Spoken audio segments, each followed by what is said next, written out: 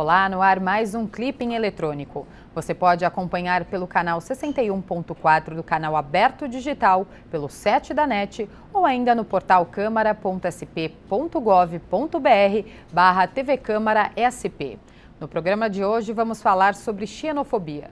Infelizmente, os casos têm aumentado aqui no Brasil nos últimos anos, principalmente com as pessoas que vêm de outros países. Para discutir este assunto, recebemos a diretora da ADOS, Instituto de Reintegração do Refugiado, Carla Mustafa. Obrigada pela presença, Carla. Nós agradecemos o convite. Também com a gente a professora de Direito Internacional das Faculdades Integradas Rio Branco, Ângela Tissato Loyanes. Obrigada pela presença, Ângela. Obrigada pelo convite.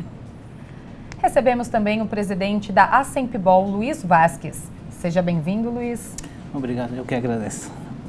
E para completar nossa mesa, recebemos a socióloga e professora da Unifesp, Esther Solano. Obrigada por estar aqui mais uma vez com a gente, Esther. Obrigada a você, Carla. Bom, para começar, eu gostaria que vocês explicassem, o que é a xenofobia e por que, a gente teve esse aumento do número de casos aqui no Brasil. Ângela. Pois bem, falar de xenofobia é um pouco duro, principalmente para quem convive bastante com os migrantes, é o ódio ou a rejeição a qualquer pessoa que venha de outro local que não, não seja nacional, principalmente. E hoje o número de tratamentos xenofóbicos ou práticas xenofóbicas tem aumentado muito em razão do volume muito grande de imigrantes que o Brasil tem recebido. Isso tem feito com que parte da população rejeite essas pessoas com medo, enfim, de que tomem lugar no mercado de trabalho, que cometam algumas práticas aí que são muito indesejadas, que a gente tem vivido isso muito na comunidade internacional, são extremismos, enfim. Então hoje a população, ela rejeita um pouco os estrangeiros por conta disso.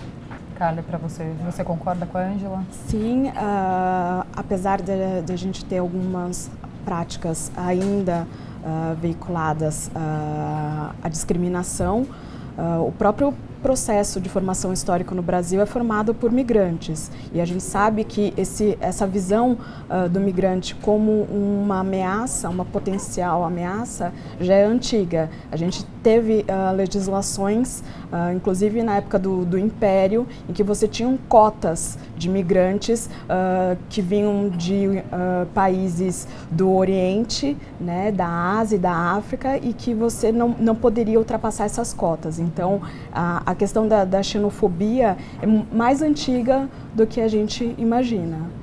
Esther, a xenofobia ela pode acontecer tanto com estrangeiros ou também acontece com pessoas que vêm de outros estados, por exemplo? Eu ia comentar justamente isso, porque me parece que tem uma ponta muito clara entre racismo e xenofobia. Na verdade, são duas faces da mesma moeda. É o ódio, a intolerância, o medo ao diferente, ao que é percebido como diferente, Então, e nós temos um país que é muito racista, que ele é muito intolerante com o outro, portanto, não teria como ser um país que tivesse poucas práticas xenofóbicas, E também é importante apontar que práticas sociais elas são alimentadas por práticas político-institucionais, Então, nós temos um racismo institucional muito forte e práticas xenofóbicas, em boca também, inclusive, de alguns políticos que nós todos conhecemos, que aumentam, instigam, incentivam práticas, enfim, cotidianas. E Luiz, você já sofreu algum tipo de preconceito? Quem é imigrante sente na pele essa discriminação, mas como alguma vez já me perguntaram a respeito, a gente sente todo dia, Mas o que me preocupa não é tanto a discriminação diária da pessoa a pessoa, o que mais atinge as pessoas talvez é aquela discriminação institucionalizada, que existe aqui, principalmente instituições públicas que atendem imigrantes, mas a gente sente no dia a dia. Você está há quanto tempo no Brasil e aqui em São Paulo? Eu estou quase 15 anos no Brasil. Em São Paulo? Veio direto para cá? Veio direto para aqui.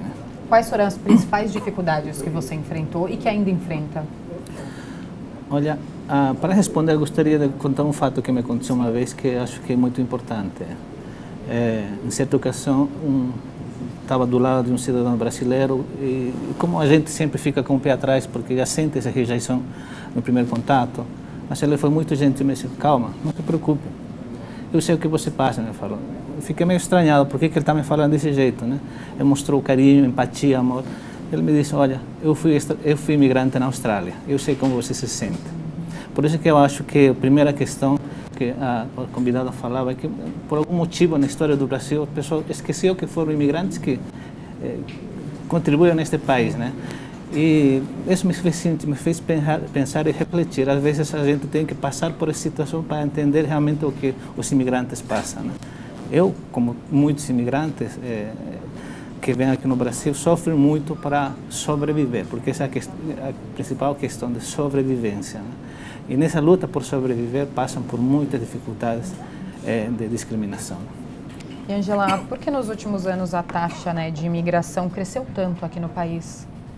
Eu acho que o aumento veio muito em razão dos problemas todos que a comunidade internacional está enfrentando, não por guerras também, não só por guerras, mas também por outros motivos como catástrofes naturais, que foi o que aconteceu com o Haiti, que fez com que a gente recebesse um número muito grande de imigrantes humanitários, né, como eles foram denominados. E o Brasil ainda é um país bem visto pela comunidade internacional, pelos outros povos, e nós temos uma fama relativamente boa de pessoas bastante acolhedoras, e acredito que tenha sido esse um dos motivos. Mas hoje, particularmente, o número tem aumentado porque os conflitos estão muito próximos da gente. Então fica mais fácil para que venham para cá. Agora a gente tem muitos conflitos na Venezuela, por exemplo, né? E tem aumentado bastante o número de refugiados entrando na Venezuela, não é? Um fluxo bastante grande de pessoas hoje que vêm cercada de problemas em razão das deficiências que eles encontram nos países, na Venezuela propriamente dita, não é? E hoje eles têm tentado aqui no Brasil suprir algumas, ou ter, né, o acolhimento necessário para que eles consigam minimamente viver com dignidade, né? Que eu acho que é o problema maior desse fluxo, dessa crise migratória que a gente tem vivido hoje, né? Carla, vocês receberam no Instituto algum refugiado, né, da Venezuela já? Já tivemos, o ADOS ele funciona desde 2010, então no passado a gente já recebeu alguns. Dessa nova onda, né, desse novo fluxo migratório ainda não, mas estamos aguardando, né? A gente sabe que até mesmo pela questão do deslocamento, eles se concentram mais na região norte, então até chegar em São Paulo ainda vai um certo período de tempo, mas estamos aguardando que provavelmente eles chegarão aqui. E qual que é a situação desses imigrantes que estão lá na região norte? A situação até mesmo socioeconômica da região é bem vulnerável, então realmente falta recursos para abrigar essas pessoas, e principalmente a gente tem percebido que tem se tentado fazer uma articulação, né, entre as esferas administrativas, então governo municipal, governo estadual e federal, para tentar acolher essas pessoas da melhor maneira possível. Esther, a gente falou dos venezuelanos, quais são as condições, né, dos imigrantes que chegam aqui? Eles chegam muito fragilizados, né, aqui no país. Eu acho que falando nas condições, a gente tem que fazer uma distinção de duas que me parece importante, porque eles chegam de fato fragilizados, a maioria deles em condições economicamente fragilizadas, mas psicologicamente muito vulneráveis, né? Então, eu acho que tem uma questão aí psicológica, de fornecer um mínimo de empatia para eles, porque você imagina a situação, por exemplo, de um refugiado da Síria, que vem de um conflito de guerra civil no seu país, que vem literalmente fugindo da morte, né? Ou refugiado da Venezuela, de um país absolutamente caótico, né? Então, não é só fornecer essa capacidade material, de sobrevivência, de trabalho, fornecer um mínimo de empatia, de acolhida, né? O Luiz estava falando antes, né? Um mínimo de capacidade emocional, né? Para que ele se sinta minimamente em casa, né? Claro que é complicado, mas, enfim, somos seres humanos, né? Eu acho que parte por uma coisa muito básica do acolhimento ao outro. E Luiz, você é da Associação de Empreendedores Bolivianos, né? Conta como que surgiu essa associação e qual que é o trabalho que vocês fazem hoje em dia aqui na cidade? Bom, uma das características dos imigrantes que chegam a São Paulo, o Brasil em geral, sobrevive, é empreender alguma atividade. Então a ideia foi aglutinar todos os empreendedores e dar uma força nesse intuito de empreender algum negócio, né? Nós estamos há uns 5 anos com a associação e temos ajudado principalmente aos bolivianos que trabalham em feiras, né? Em feiras expondo produtos do país de origem, né? E temos tido experiências muito interessantes nesse trabalho, né? E, Ângela, você já até comentou, né, que as pessoas têm um certo receio que os imigrantes acabem roubando empregos, mas tem gente que extrapola e fala que eles vêm trazer doença para o país. A gente precisa mudar, né, essa consciência das pessoas em relação aos imigrantes. Sim, e é um problema bastante grande que eles têm enfrentado, né, porque o preconceito existe e ele é muito exacerbado, mas tem uma coisa que também é interessante se a gente considerar. Eu fiquei 40 dias num campo de refugiados na Grécia, no começo do ano. E eu percebi que a falta do acolhimento, da aceitação daquela sociedade, ainda que pequena, não é? São cidades muito pequenas, os deixa ainda numa situação mais fragilizada e ainda com menos dignidade. Por quê? Eles se sentem rejeitados. Não é? O fato de se sentir rejeitado, eu acho que cria um problema ainda maior. Hoje em dia todo mundo tem muito medo desses extremistas que atentam contra as pessoas, contra grupos, e não consegue se perceber que o que a gente está criando em deixando essas pessoas à parte na sociedade é um sentimento também de revolta bastante grande e de ódio que pode tornar essas pessoas, ou trazer esses sentimentos para essas pessoas também, a ponto delas se virarem contra os estados que não a recebem. Porque não é só o Estado propriamente dito. Aqui a gente tem políticas bastante boas, apesar da viabilização delas ser um pouco complicadas, mas assim, a gente recebe, a gente até acolhe relativamente bem. Mas o problema é que acolher é uma coisa e dar condições para que essas pessoas vivam com dignidade é outra, não é? Porque é muito comum você ver o preconceito mesmo que existe, né? Não faz muito tempo eu estava andando com um amigo na rua e passou uma mulher muçulmana usando hijab e veio uma brincadeira, né? Vamos atravessar a rua porque pode ser uma mulher bomba. Gente, por favor, não é? Existem coisas que eu acho que tem, essa consciência deve existir das pessoas entenderem que são pessoas como a gente. Né? Acho que ao passo que a empatia ela aparece, não é? Você se colocar no lugar do outro, você já passa a ver de forma diferente. Elas não escolheram estar aqui, boa parte delas. Elas saíram fugidas. E fugiram, às vezes, sem absolutamente nada, sem documentação, sem pertences, e chegam num país onde são colocadas aonde as pessoas querem colocá-las, não é? Elas comem o que dão para elas comer, investem o que dão para vestir, enfim, são pessoas que ficam totalmente sem a mínima opção. E como você quer que essas pessoas tenham ainda força para, sabe, sobreviver em condições tão adversas como essas, não é? Então, eu não sei, eu vejo dessa maneira. Eu acho que precisaria muito, a gente precisaria reconhecê-los, deixar de tê-los como invisíveis, vê-los na nossa sociedade como pertencentes mesmo, que são seres humanos como a gente.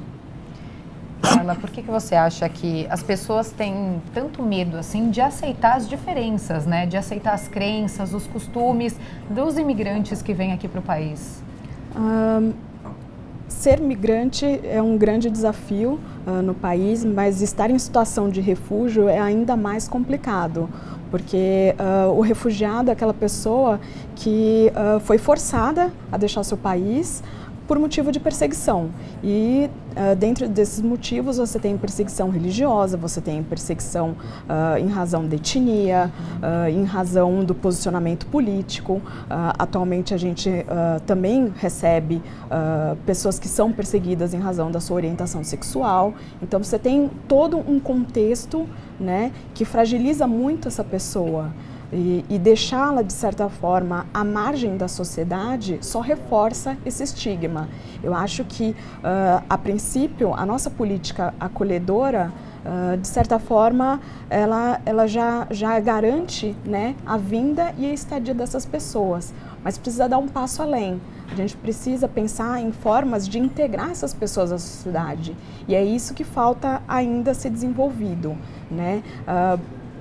Iniciativas que, de certa forma, incentivem essas pessoas a terem, né, pelo menos um pouco do que elas tinham nos seus países de origem, que é o mais difícil, você ter esse processo de adaptação e reintegração.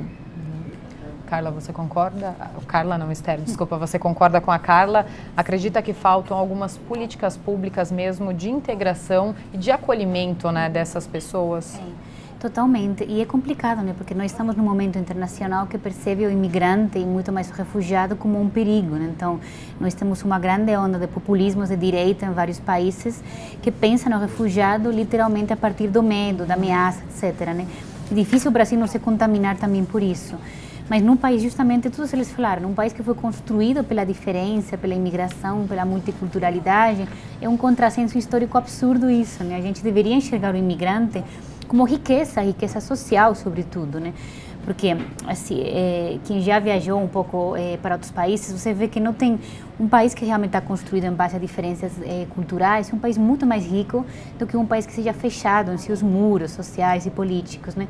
Então, mudar esse paradigma é importantíssimo, mas eu insisto que tem que ser uma mudança dos dois lados, políticas públicas e sociedade, todo mundo que tem que ir da mão nesse mesmo ritmo. Luiz, o que você acha que falta? Você, como imigrante, né? Você deve passar por preconceito todos os dias, casos de xenofobia todos os dias. O que falta para vocês aqui no país? O que a gente sempre pede são igualdade de oportunidades para sobreviver, né? Eu reclamei da questão da discriminação institucionalizada. A comunidade boliviana, por exemplo, só de olhar que já um boliviano no posto de saúde, uma boliviana, já é tratado de um jeito diferente, né? Nisso fala nas delegacias. Quando é imigrante, o trato é diferente que quando é brasileiro. Então, eu acho que o que a gente pede não é mais que igualdade de condições, porque até agora o imigrante já é difícil a sobrevivência diária, mas na hora de se regularizar, por exemplo, a questão de documentação já é um custo alto, né? Quando o imigrante, por algum motivo, que é sempre motivo de assalto, por exemplo, ele perde seu documento, para tirar uma segunda via custa R$502, né? Enquanto o brasileiro custa R$28 no pior dos casos, é gratuito, né? Então, essas desigualdades acho que tem que ser levado em sério, apesar de que nessa nova lei que foi aprovada há pouco tempo, se fala muito desse ponto de vista de direitos humanos, mas isso sempre foi no discurso. Na prática, o imigrante sempre teve muita dificuldade em se integrar, como fala. Por isso que eles vivem em pequenas ilhas, cada comunidade, e é difícil a integração com a sociedade brasileira, né? Você acredita que essa nova lei de imigração ela vai ser benéfica ou ainda faltam algumas coisas, alguns artigos ali para garantir, né, que vocês consigam conviver no dia a dia e ter os mesmos direitos, né, que os brasileiros? Depois de todos os vetos feitos pelo presidente, acho que não sei quanto foi o avanço, está sendo avaliado ainda pela comunidade imigrante, mas uma questão que eu tinha apresentado nas diversas audiências públicas é aquela penalização a quem dá emprego a um imigrante, uma palavra irregular, em condição irregular migratória, não vale falar de ilegal, irregular migratória. A lei estabelece uma punição para quem dá trabalho a um imigrante irregular. Isso não é justo, porque nenhuma empresa brasileira quer dar trabalho a um imigrante sem documento. O único que dá oportunidade para sobreviver são as empresas ou empreendimentos imigrantes. E punir a quem dá um emprego, a quem quer sobreviver, me parece um contrassenso terrível. Acho que, Ângela, muitas vezes eles estão irregulares aqui no país, até ou ilegais, podemos dizer assim, porque eles demoram, né, para conseguir. Tem muita burocracia no processo para eles tirarem um documento. O processo de concessão de refúgio, ele tem durado 2 anos praticamente. E vamos além, né? Acho que o imigrante, quando chega à Polícia Federal e para obter sua documentação, ele obtém um protocolo, que é um pedaço de papel, não é? Ele fica com aquilo como um documento por 2 anos, às vezes, porque é o tempo que leva a permitir um registro nacional de estrangeiros, não é? Então, a cédula mesmo. Então, falta muito. Eu acho que a gente não está preparado para isso, infelizmente, não é? Foi o que o Luiz disse com muita propriedade. Nós temos até a legislação até que tende um pouco a trazer benefícios. Vieram algumas poucas mudanças, mas sim, elas aconteceram. Só que na hora de implementar é que a coisa ficou um pouco mais complicada. Não é? Porque a máquina não ajuda, né? É um contrassenso a gente dizer que a gente tem... o Estado brasileiro firmou praticamente todos os documentos de direitos humanos, principalmente nessa área de migrantes, não é? Só que firmar é uma coisa, mas e implementar isso internamente? Não é? Então, acho que é um problema bastante grande que a gente tem, sim. Luiz, você acredita que muitos imigrantes, por estarem ilegais aqui no país, eles acabam indo fazer trabalho escravo? Porque o que a gente vê muito nessas matérias que saem sobre trabalho escravo é que a gente tem praticamente só imigrantes. Apesar de que eu não concordo muito com as manchetes dos jornais, mas, de fato, apesar de que os imigrantes sul-americanos já não têm tanto problema pelo acordo Mercosul, mas os imigrantes de outras regiões que estão sofrendo pela questão da regularização, né? Agora foi vetada uma nova anistia que foi pedida, mas com isso vai piorar a situação de muitos. Mas eu acredito que vai passar um tempo ainda até que as coisas melhorem para o povo imigrante. Uma questão que eu queria ressaltar é a questão da discriminação nas escolas. Eu acompanho muitos pais de família que praticamente foram embora porque não aguentaram mais seu filho ser discriminado nas escolas, né?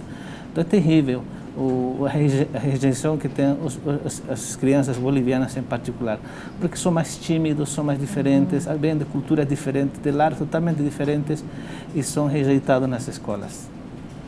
Carla, no Instituto, vocês têm muitos casos desses, de escolas, por exemplo, de crianças que não se adaptam ou que sofrem preconceito, xenofobia. Tem alguma escola aqui em São Paulo, por exemplo, que seja diferente dessas todas, que tenha alguma ação realmente para integrar essas crianças? A gente recebe alguns relatos de xenofobia, de racismo também, muito frequente, intolerância religiosa, não só com os muçulmanos, mas mesmo com algumas pessoas que vieram de países africanos e que professam religiões de matriz africana. Então, a gente percebe que realmente tem um preconceito muito forte. A questão das crianças nas escolas, algumas escolas já estão um pouco mais sensibilizadas e conscientizadas acerca da população migrante refugiada, mas isso não é o consenso. Então, a gente sabe que algumas escolas, principalmente no centro aqui de São Paulo, justamente por ser um ponto onde se concentra a maior parte da população migrante refugiada, então elas conseguem lidar um pouco melhor com a situação, mas ainda falta um certo preparo, né, das instituições, dos servidores públicos em geral, não só na questão da educação, mas também da saúde, né, de perceber que existem diferenças e essas diferenças têm que ser respeitadas, né? Então, desde o trato, desde a acolhida até o efetivo atendimento. Esther, vamos falar um pouco da lei, né, que foi aprovada, sancionada, enfim, o que vai mudar realmente, né, para os imigrantes depois de tantos vetos? Mas essa é uma boa pergunta, né, porque nós temos primeiro o caráter da lei, a letra da lei, depois a aplicação da lei, que são duas coisas que nós sabemos pode ser até divergentes, inclusive, né. Não sei, eu não posso te responder essa pergunta, porque a lei em si primeiro foi uma, agora está mudando, será outra, mas o que me preocupa mais é a aplicabilidade da própria lei, né? Porque todos nós sabemos que a lei pode ser letra morta se ela de fato não se aplica como ela deveria, né? Então, se não tivermos de fato uma mudança, uma pressão para que a lei se aplique como deve ser feita e que tenha melhorias no dia a dia, no cotidiano, pode ser que fique simplesmente letra morta e mais nada, né? Então, por isso que não é só importante um arcabouço legal, que é fundamental, mas também uma pressão social e política para que seja bem aplicado, né? Isso é fundamental. E eu só queria ressaltar aqui uma coisa que eu acho importante, porque quando nós falamos de imigração, é óbvio, né? Mas é importante também sinalizar que tem tudo a ver também com classe, né? Com a questão de classe. Eu sou migrante, faz 7 anos que estou aqui, mas a minha experiência, por exemplo, é totalmente diferente da do Luiz, né? Eu não sofro, nunca praticamente sofri nenhum tipo de preconceito cotidiano, toda a minha documentação sempre foi super rápida, com meus amigos europeus exatamente a mesma coisa, né? Então eu chamo atenção também para isso. Ou seja, chegamos ao ponto também terrível, né, de você ter várias discriminações, na verdade, ao mesmo tempo, são discriminações múltiplas, né? Então eu sou espanhola, sou europeia, sou muito bem acolhida, outro colega é boliviano, haitiano, venezuelano, não é, né? Enfim, né, você chega a diferenciar o ser humano pelo lugar onde ele nasce, coisa que é assim, tão artificial e tão violenta. É tão violento isso, né? Pensar que o lugar que você nasceu, que você não escolheu, foi um acaso, né, do destino, vai diferenciar a toda a sua vida, né? Vai te definir para sempre, né? Uma coisa brutal, né? Se você pensa isso. Angela, a gente está falando da lei. Que pontos que você acha que não podem ficar fora?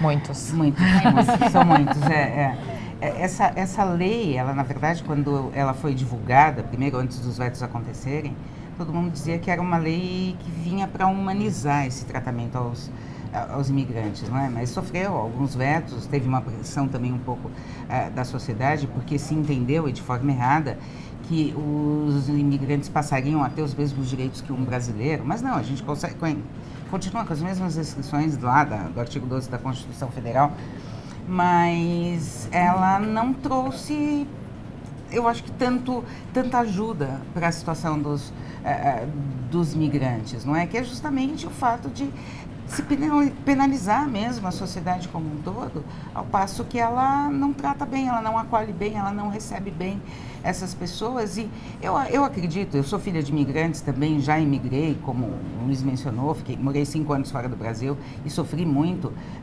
por isso. E o que seria necessário mesmo era o tratamento, era que se reconhecesse essas pessoas como iguais, né? Eu acho que a gente não tem distinção nenhuma aqui. E a lei também não trata dessa maneira, né? Porque não adianta criminalizar empregador, pensar em criminalizar os coiotes que trazem essas pessoas para cá e não cuidar do básico, né? Nossa legislação, por exemplo, fala que ao ingressar no país, o estrangeiro ele passa a ter praticamente todos os mesmos direitos que o nacional. Então vejam vocês no caso das escolas, né? Que foi mencionado aqui. Que condições que deveria dar uma escola para essas crianças que vêm de fora, né? A legislação internacional ela fala muito em prover, por exemplo, um profissional que domine o mesmo idioma que as crianças, justamente para aceitação, né? Para essa recepção. Poxa vida, a gente não tem profissional para lecionar aqui, não é? O nosso país, ele também passa por diversos problemas internos e a dificuldade de prover algumas coisas até para os próprios nacionais é muito grande. Então, a gente tem muito esse problema. É muito bom, o arcabouço legal, ele é completo? Ok, pode até ser. Pode ser até um dos mais modernos que existem hoje na comunidade internacional. O problema é que a gente não consegue implementar, né? Então, qualquer mudança que viria nesse caso, eu acho que a gente esbarraria de novo nesse problema da implementação. E Carla, a gente está falando de xenofobia. Vocês devem ter muitos relatos de casos, né, na ADUS. Justamente porque a gente atende a população em situação de refúgio, então é muito comum as principais nacionalidades que nós atendemos, então são sírios, nigerianos, angolanos, congoleses. É muito comum você ter essa certa preocupação, né, de trazer essas pessoas e qual o motivo dessas pessoas estarem aqui. Então, a falta de informação de saber que essas pessoas, na realidade, elas estão em situação de fuga, né? Porque o refúgio tem que ser entendido como uma questão humanitária, uma questão de sobrevivência. É um pouco diferente do contexto de um migrante. Então, o fato de repente, ser devolvido para o seu país de origem pode ser fundamental, pode determinar a vida ou a morte dessa pessoa. Então, a gente percebe que tem sim, com determinadas nacionalidades, tem um certo preconceito, principalmente quando a gente vê algumas notícias na mídia que falam principalmente da questão do terrorismo. Então, isso é muito comentado. Mas a gente sempre tem essa visão mais humanitária, né? A gente sabe que a questão da segurança nacional e do controle das fronteiras ainda é prioridade, né? Mas, além disso, a gente precisa também acolher de forma humana, né? E preservando ao máximo a dignidade dessas pessoas. E é mais ou menos isso que a nova lei de imigração tenta, né? Adequar, tirar um pouco esse estigma, né, do Estatuto do Estrangeiro, que é da ditadura militar, e que você tinha realmente essa visão mais de ameaça do estrangeiro e da criminalização da imigração. E agora essa acolhida um pouco mais humanitária, mas que ainda depende também da implementação do decreto que vai regulamentar e realmente da construção de políticas públicas para que tudo isso que está na lei, né, esses princípios de, enfim, acolhida humanitária, de combate à xenofobia, sejam, na realidade, concretos, né, e não apenas uma teoria. No caso da ADUS, como são feitas, né, as denúncias, os relatos dos casos? E tem muita gente que acaba nem comentando por medo mesmo, nem denunciando esses casos de xenofobia? Sim, na realidade, muitos refugiados e solicitantes de refúgio, eles têm receio, né? Justamente porque eles já são, de certa forma, vitimizados, né, pela condição deles de refugiados, e eles temem serem revitimizados, né, ao denunciarem essas formas discriminatórias. Então, um ou outro caso realmente, nós temos um projeto de orientação jurídica e que auxilia, né, na denúncia de casos de xenofobia, de racismo, de intolerância religiosa, mas realmente é um número ainda pequeno. Eles preferem ainda suportar todo esse peso, né, e não se expor do que realmente denunciar. Esther, ela falou da questão do terrorismo, que as pessoas acabam vendo notícias na TV, e a gente teve um caso, né, num restaurante, exatamente por conta disso, né, caso de agressão, de xenofobia, por conta do que as pessoas acabam vendo na televisão, acabam assistindo e levam para um senso comum, que todo mundo é igual, todo mundo que vem de fora ou é terrorista, ou é isso ou é aquilo, né? Esse caso do Ajani, o restaurante aqui em São Paulo, para mim foi muito emblemático, porque na verdade foi um grupo de ultradireita que agrediu os imigrantes, e na imprensa saiu basicamente, uma boa parte da imprensa saiu a narrativa de que eram eles, os imigrantes, que teriam causado o confronto, né?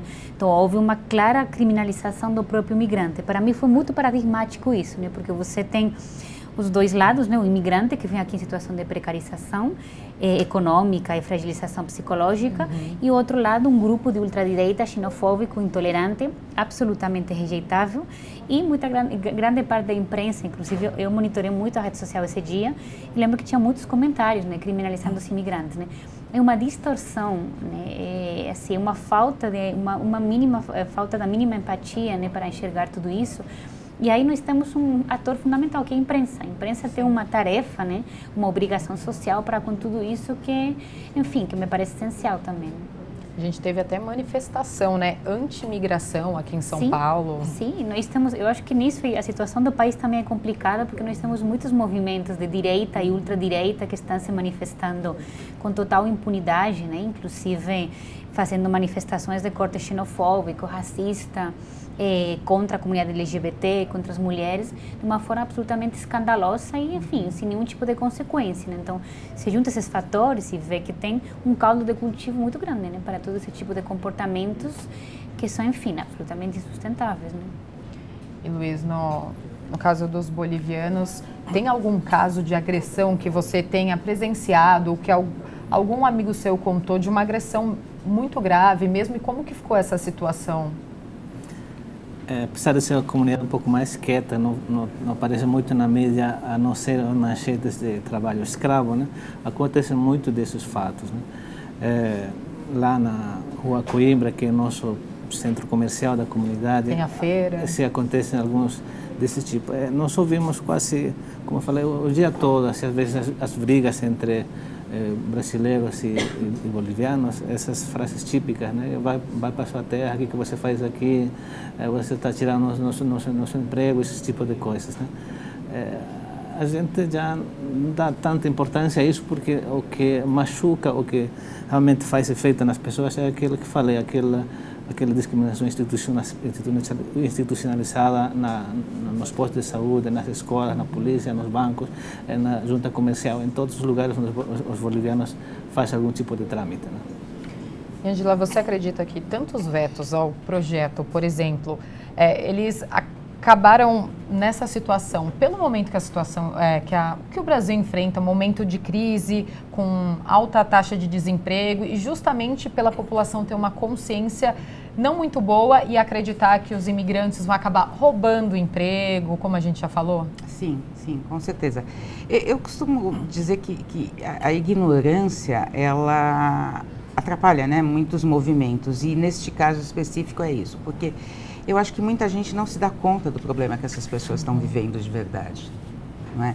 Então, e a impressão que tem é mesmo, né, que vão chegar aqui, vão tomar os empregos. Isso aconteceu na época que veio um grande número de bolivianos, os haitianos também, e das pessoas chegarem até a serem agredidas fisicamente nas ruas pelos nacionais, pelos locais, em razão disso, né, achando que elas iam ocupar. Mas não, eu acho que deveria se esclarecer que essas pessoas vêm até para contribuir, para agregar, não é? Porque eu acho que faz parte do movimento social. A gente vive num mundo hoje que não deveria ter fronteiras, né? Deveria ter pontes, mas enfim, hoje isso não acontece. E se essas pessoas estão aqui, mais uma vez, elas não estão porque querem. Então, eu acho que a legislação ela deveria abrir um pouco mais para isso, para essa receptividade. E a gente tem um problema bastante grande nesse país, é que o próprio Poder Legislativo não tem, né, consciência, não tem conhecimento do que essas pessoas de fato passam, né? A mídia, como foi dito antes, eu acho que não só aqui como fora, ela não tem passado o que de verdade está acontecendo, né, nessa crise migratória. É a maior crise migratória que a humanidade já viveu. Não é? Hoje isso está tomando uma dimensão tamanha que eu, honestamente, tecnicamente, eu não sei o que dizer qual será o nosso futuro, o futuro da humanidade nesse sentido. Então as pessoas deveriam ter uma consciência diferente de recepcionar mesmo, de acolher, porque... e outra coisa, isso poderia acontecer com qualquer um de nós, né? Ninguém escolhe onde nasce, é a religião que escolhe, né? Então eu acho que os nossos legisladores também precisariam ter um pouco mais de conhecimento. A ignorância é um veneno num caso como esse. E vocês conhecem casos de xenofobia, né, entre pessoas aqui do Brasil, por exemplo, do mesmo país, mas de estados diferentes, porque a gente sabe que acontece muito, né, Esther? Uma das coisas que mais me chocou quando eu cheguei aqui, porque eu cheguei com essa ideia de que o Brasil é um país super acolhedor, essa ideia da democracia racial, né, você vem de fora não sabe, né? Eu me lembro quando eu cheguei aqui em São Paulo, os comentários contra os nordestinos, por exemplo, era uma coisa que me chocava tanto, né? Eu não conseguia entender isso, né? Porque eu pensava, mas na minha ignorância, né, social nessa época, não conseguia entender por que esse ódio tão grande, né? Depois eu faço pesquisa nas manifestações, pesquisei bastante nessas manifestações pro impeachment, etc. E o conjunto de comentários contra os nordestinos, né, preguiçosos, né, só queriam Bolsa Família para não trabalhar, etc. Assim, eu já não diria nem xenofobia, é de uma desumanidade, né? É uma coisa assim que você pensa, pô, outro se desumanizou totalmente, não tem nenhum olhar minimamente humano, né, para quem pensa que é diferente, né? Então, é uma coisa brutal, sinceramente, uma coisa brutal. Então, eu acho que isso assim, falta uma conscientização muito grande, falta um trabalho na escola muito grande sobre isso, como o Luiz falava, falta um trabalho diário, cotidiano, dessa ideia que, enfim, o mundo é plural e como a colega falou, o futuro é plural, o futuro não é construído, não vai ser um muro, o futuro vai ser cada vez uma maior heterogeneidade, né? Então, a gente se acostuma a isso ou vamos ter muitos problemas, né? Angela, você conhece algum caso bem forte daqui do Brasil mesmo? Aqui no Brasil, eu por um acaso tenho um exemplo. Eu tenho um aluno no curso de Relações Internacionais, nem sei se eu poderia estar dizendo isso, mas enfim, que é haitiano. E eu percebo que a inclusão dele tem sido muito difícil em todos os níveis. Eu particularmente tenho para mim que ele é explorado pelo empregador dele, né, justamente pelo fato de ser estrangeiro, né, e sabe da necessidade, porque essas pessoas precisam, né, sobreviver. Às vezes até a própria inserção no grupo do que seriam iguais, né, que são os próprios estudantes. Então a gente percebe isso. É claro que no ambiente que a gente se encontra, a gente não consegue ver uma coisa tão aberta, né? Essas manifestações são um pouco mais veladas do que são no restante da população, né? Porque as pessoas vão mais para cima e de uma forma muito mais clara, né? Mas existe, sim, existe. Hoje a gente vê, o que se oferece é muito difícil você encontrar uma pessoa ou em situação de refúgio, né? Ou mesmo até os migrantes econômicos, bem colocada no mercado de trabalho. Não é? Isso é extremamente difícil. E até a dificuldade que elas próprias têm de reconhecer os seus títulos aqui no Brasil.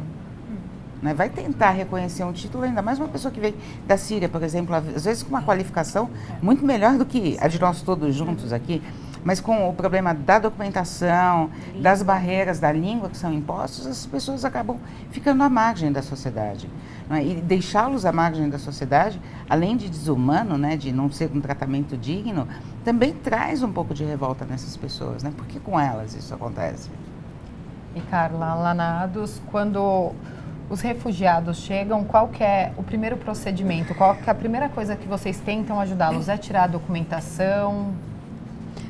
Nós orientamos com relação à documentação, a maioria já solicitou, né, refúgio perante a Polícia Federal e nós temos alguns projetos que, de certa forma, facilitam a integração dessas pessoas na sociedade. Então, a gente sabe que a primeira barreira que eles têm que transpor é a questão do idioma. Então, nós temos cursos totalmente gratuitos de português, com professores que falam outros idiomas, também para facilitar esse processo. A questão também de procurar emprego, né, de certa forma fomentar essa autonomia, né, porque muitos na realidade vieram de um contexto que eles já tinham a vida totalmente estruturada, então tinham a sua profissão, tinham o seu status social e de repente por uma questão alheia à sua vontade tiveram que sair e vir para cá. Então, para esse processo de adaptação e integração, como foi bem mencionada a questão da validação de diploma estrangeiro, é muito complicado, porque se a gente for ver bem, é burocrático, né? E muito custoso. Para refugiado, como a gente tem uma lei específica, e quando fala de integração local, a gente tem um dispositivo que, de certa forma, flexibiliza essas regras, mas ainda assim é complicado, porque cada universidade tem as suas regras.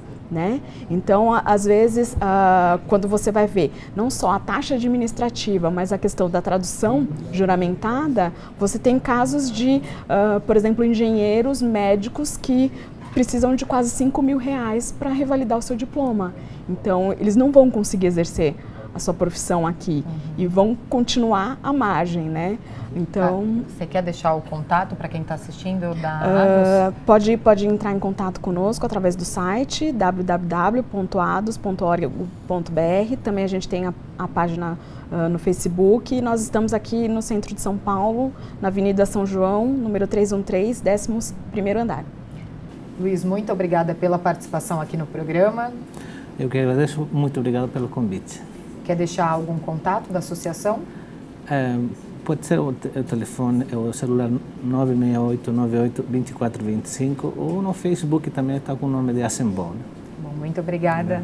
Ângela, muito obrigada também pela participação aqui no Clipping Eletrônico. Quer deixar algum contato? Eu tenho uma página no Facebook, Ângela de Satloyanes, e estou à disposição para dúvidas, enfim, eu tenho inclusive ministrado palestras sobre o problema da crise migratória no mundo, para escolas, empresas, enfim, com o intuito sempre de levar, né, ao conhecimento público o que está acontecendo. Obrigada. Esther, muito obrigada por mais uma participação aqui na TV Câmara. Quer deixar algum contato? Obrigada a vocês. Pode ser meu Facebook, Esther Solano. Bom, muito obrigada. E obrigada a você que nos acompanhou neste Clipping Eletrônico. TV Câmara São Paulo, informação para a cidadania.